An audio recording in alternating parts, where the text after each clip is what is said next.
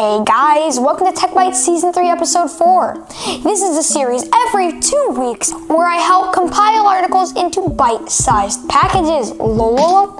Anyway, let's get started.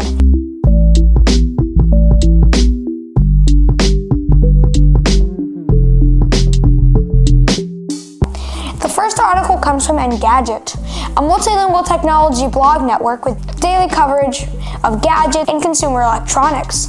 They say that on April 13th, IKEA released their smart blinds online. Because of everyone staying at home, we have nothing else to do except home improvement. Paints wall and background. So they're using this opportunity to make money online, which is pretty sensible for anyone who has a lot of money like IKEA. Overall, I like that IKEA is making these available online because I've wanted to get smart blinds for a long time, and this is the perfect opportunity for me to do so. The second article comes from CNET, an American media website that publishes reviews, news, articles, blogs, podcasts, and videos on technology and consumer electronics. That's a mouthful. Dad, no. You can't be like, that's a mouthful. The second article comes from CNET, an American media website that publishes reviews, news, articles, blogs, podcasts, and videos on technology and consumer electronics. They report that Apple has released the new and improved iPhone SE 2. See, I have all these people in front of me.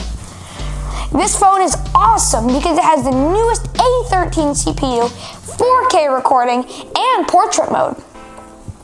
This is a device that has been rumored for years and long awaited by YouTubers like Zone of Tech and Everything Apple Pro. The third article comes from The Verge, an American technology news website operated by Vox Media.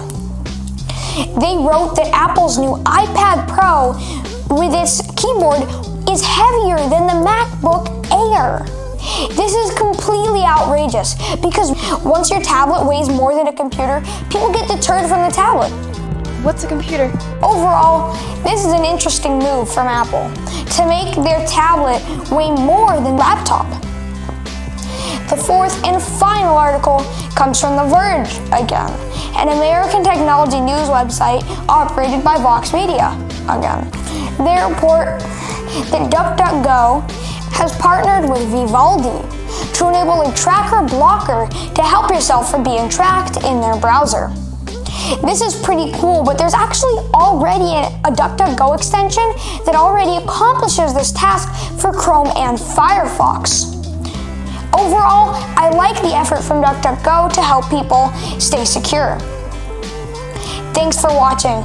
If you disliked this video, you can hit that button, but if you liked it, hit like, get subscribed, and maybe consider buying the stuff we featured at the link in the video description. Also down there is my website, which you should totally join.